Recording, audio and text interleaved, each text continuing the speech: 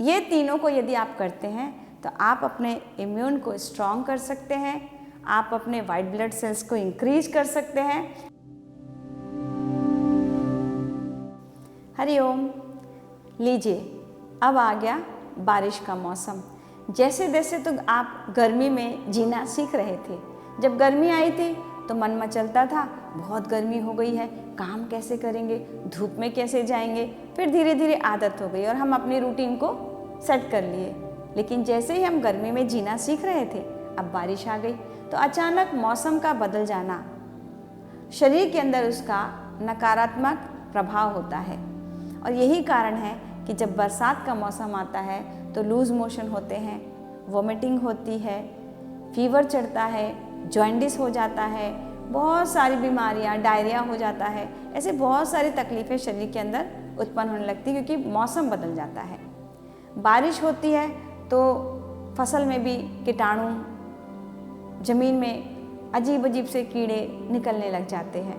तो ये सारी चीज़ें जो होती हैं, इससे हमारे शरीर का जो इम्यून है वो गिरने लगता है। वाइट ब्लड सेल्स में भी इसका प्रभाव पड़ता है और इम्यूनिटी जो होती है हमारी गिर जाती है। तो अगर हमको किसी भी मौसम में शिफ्ट होना है तो हमें कुछ चीज़ों का ध्यान रखना चाहिए। पहली बात तो अपने खान पान पे आप ध्यान रखो, उसके अलावा अपने दिनचर्या पे ध्यान रखो। साथ ही यदि आप ये जो मैं आपको नाड़ी शोधन प्राणायाम बता रही हूँ, जो प्राणायाम मृत्युंजय योग के द्वारा बनाया गया है, मैंने 16 प्राणायाम बनाए हुए हैं नाड़ी शोधन, जिसमें से आज मैं आपको कहती हूँ नाड़ी शोधन टेक्निक 3, टेक्निक 4 और टेक्निक 10। अगर ये 3 आप करते हैं तो आप अपने इम्यून को बना कर रखेंगे, आपका वाइट ब्लड सेल्स भी बैलेंस रहेगा और इसके कमज़ोर होने से आपके शरीर में तकलीफ़ें आती हैं। तो आपको यदि बरसात में अपने आप को तंदुरुस्त रखना है, लड़ना है, अपने इम्यून को बनाए रखना है, तो आप करेंगे टेक्निक 3, 4 एंड 10, जो मैं आपको सीक्वेंस में बता रही हूँ। चलिए, सबसे पहले टेक्निक 3 में हमको क्या करना है, ये जो नाक के टर्निंग पॉइंट है, इस टर्निंग पॉइंट से हमको वायु को रगड़ रगड़ के बाहर निकालना है, क्योंकि बरसात में एलर्जी होती है, छींक बहुत आती है। तो आपको एलर्जी से बचना है तो आप टेक्निक 3 करेंगे। इस प्रकार से आप अपने राइट नोस्ट्रिल को क्लोज करेंगे और लेफ्ट नोस्ट्रिल से आपको श्वास लेनी है।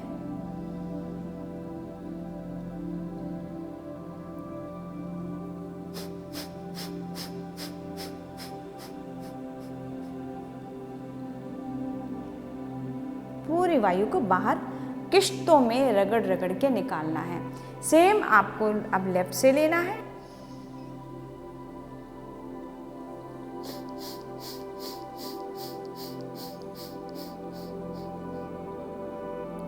ध्यान ये रखना है कि बीच में आपको श्वास की चोरी नहीं करनी है। जितना इनहेल आप कर रहे हो उसे ही आपको किश्तों में छोड़ना है। इसे आपको कम से कम 11 राउंड्स करना है। अब हम आते हैं और इसका डिटेल जो मैंने वीडियो में डाला हुआ है, आप उसे फिर से देख सकती हैं और उसे देखकर कर सकते हैं। अभी मैं सिर्फ आपको तरीका बता रही हूँ। अब हम आते हैं टेक्निक 4 की तरफ। टेक्निक 4 जिसे लोग अनुलोम विलोम या नाड़ी शोधन प्राणायाम कहते हैं। आपको लेफ्ट से श्वास लेना है,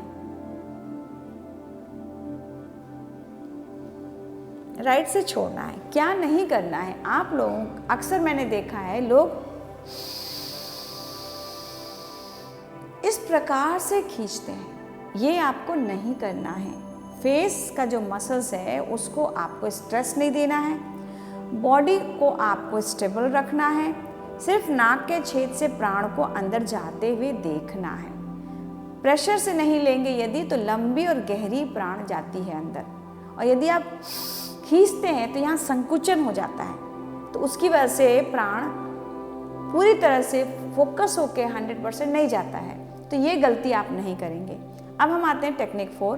टेक्निक 4 में मैंने बताया लेफ्ट से लेंगे, राइट छोड़ेंगे, राइट से लेंगे, लेफ्ट छोड़ेंगे। कुंभक नहीं लगाना है, आपको होल्ड नहीं करना है। और शुरू में 1:1 रेशो, जिन्होंने कभी नाड़ी शोधन नहीं किया है और जो करते हैं वो 1:2 रेशो में करेंगे। दैट मीन्स यदि आप 5 सेकेंड तक इनहेल करते हैं तो 10 सेकेंड तक आपको एक्सहेल करना है। ये हो गया आपका टेक्निक 4। और अब हम आते हैं टेक्निक 10। टेक्निक 10 में क्या करना है, आपको स्पाइन सीधी रखेंगे और अपने राइट हैंड को इस प्रकार से शोल्डर से खींच के बाहर की तरफ रखेंगे, फिंगर्स फैला हुआ है। आपको अपने श्वास को इनहेल करते वक्त इस प्रकार से खींचना है और एक्सेल में आपको फेंकना है, श्वास भी और हाथ भी। इस प्रकार से आप अंगूठा अंदर करके इस प्रकार से आंखें बंद रहेंगी। मैं आपको बता रही हूँ इसलिए मैंने आंख खोला हुआ है, अन्यथा आपको, और हर बार शोल्डर और एल्बो बैक में जाएगा।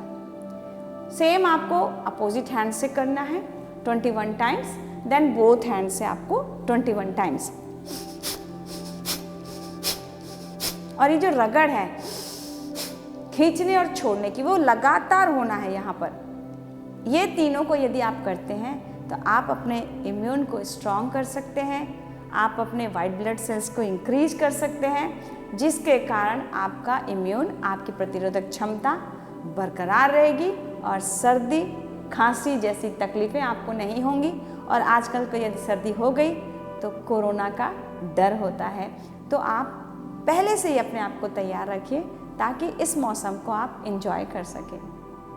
चलिए हम फिर मिलते हैं अगले वीडियो के साथ। तब तक के लिए अगर आपको ये वीडियो पसंद आ रहा है और आपने पूरा वीडियो देखा है तो आप प्लीज़ थोड़ा समय और निकालिए, इसे शेयर करिए, सब्सक्राइब तो आप कर चुके हैं, और एक कमेंट ज़रूर डालिए। मुझे कमेंट की बहुत आवश्यकता है ताकि मैं इसी जोश के साथ और वीडियोस आपके लिए बनाकर रखूं।